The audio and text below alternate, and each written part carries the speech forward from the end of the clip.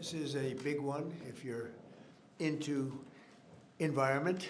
This is about as big as it gets, they tell me, and it's an honor to be here with a terrific person who's worked so hard on this and some other terrific people.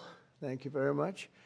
But I'm pleased to be joined today by EPA Administrator Lee Zeldin, who you all know, and to announce the single largest deregulatory action in American history. That's a big statement in American history, and I think we can add the words by far.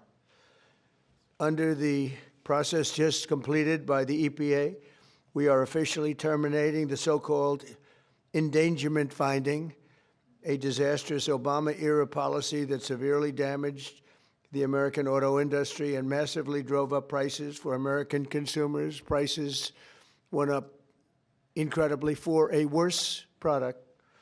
This action will eliminate over $1.3 trillion of regulatory costs and help bring car prices tumbling down dramatically. You're going to get a better car. You're going to get a car that starts easier, a car that works better for a lot less money. In 2009, Barack Hussein Obama, his EPA designated fossil fuels such as oil, gas, and other things that actually make factories rock and roll and other things drive very nicely as a threat to health and human welfare, known as the endangerment finding. This determination had no basis, in fact, had none whatsoever, and it had no basis in law. On the contrary, over the generations, fossil fuels have saved millions of lives and lifted billions of people out of poverty and all over the world. And you see it with the blackouts all over where they don't use it, where they went to wind, intermittent wind, which is weak and ineffective and very, very costly, most costly energy there is. And people are dying because there was no air conditioning or there was no heating. Lots of other things, bad things happened. And yet this radical rule became the legal foundation for the Green New Scam, one of the greatest scams in history, probably as great, maybe even greater than Russia hoax, et cetera, which the Obama and Biden administration used to destroy countless jobs. And the jobs have been just decimated. Although they're all coming back because of tariffs, they're all coming back into our country at levels we've never seen before.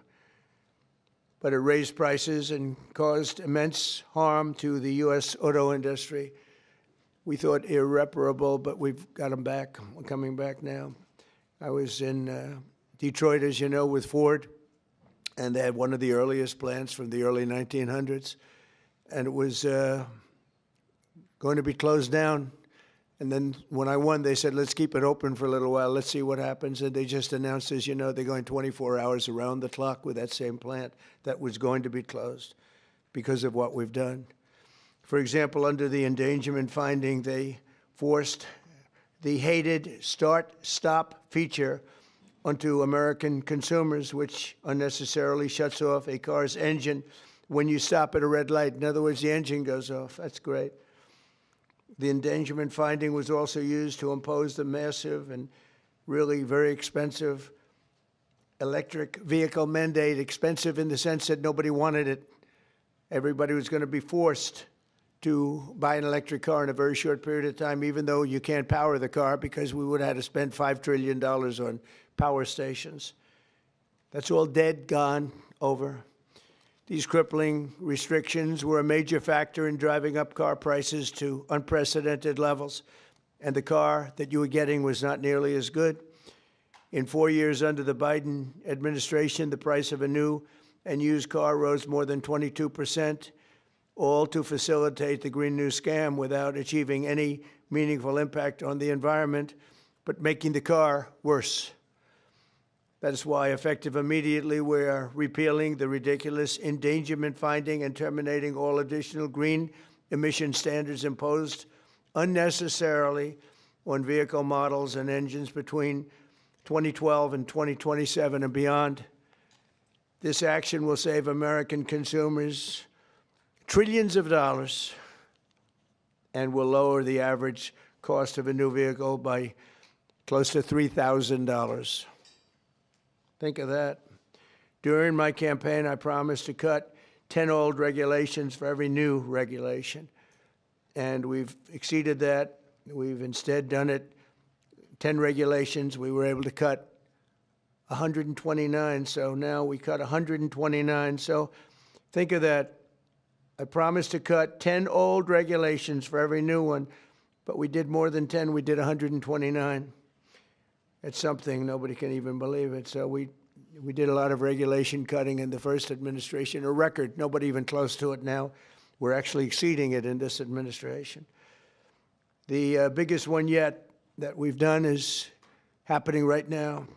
So perhaps no industry has benefited more from our historic deregulation campaign than the U.S. auto industry. We canceled the EPA's absurd, just totally absurd, tailpipe emission standards, which was a disaster for automobile manufacturing, and revoked Biden's emissions waiver that would have allowed California to regulate automobiles for the entire nation. And they're crazy out in California.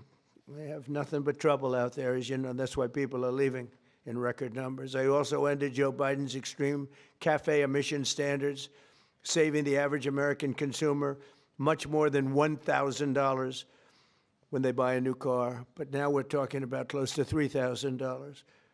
These regulation cuts, combined with our tax cuts and tariffs, are the reason why the world's largest automakers have announced that they're going to be spending in excess of $100 billion in the United States in the next very short period of time, building new auto plants. We're bringing our auto plants, assembly plants, and factories roaring back to life, not even mentioning AI and all of the other things. We're building thousands of businesses in the United States. And if you remember, on my first day, they said if I could ever get the Dow up to 50,000 in my last year, in other words, in the fourth year, that it would be an unbelievable miracle. But don't worry about it, because it'll never happen, they said. And if I could get the S&P up to 7,000, they said in the fourth year, they said it will never happen. Let's not even talk about it. I have things. Let's not even waste our time talking about it. Well, at the very end of my first year, the Dow hit 50,000. Now it's over 50,000. And 3 days before that, the S&P hit 7,000.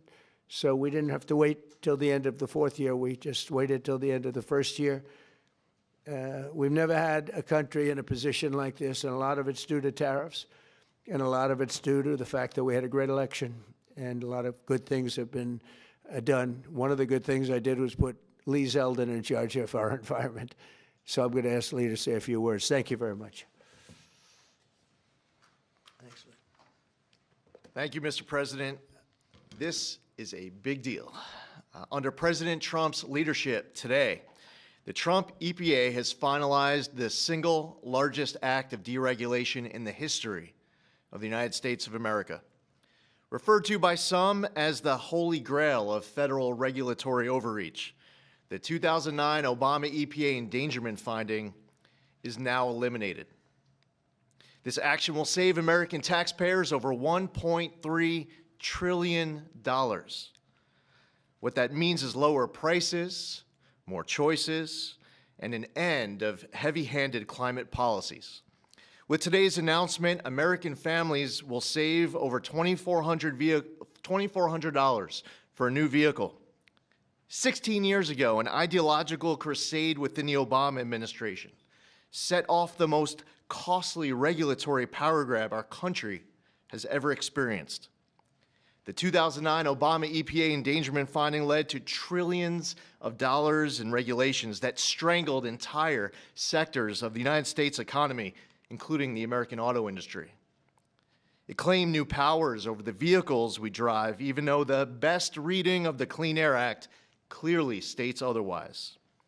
The Obama and Biden administrations used it to steamroll into existence a left-wing wish list of costly climate policies, electric vehicle mandates, and other requirements that assaulted consumer choice and affordability. And who paid the biggest price? Hardworking families, small businesses, millions of Americans who just want a reliable, affordable car to get to work, take their kids to school, or go to church on Sunday. The endangerment finding and the regulations that were based on it didn't just regulate emissions. It regulated and targeted the American dream. And now the endangerment finding is hereby eliminated.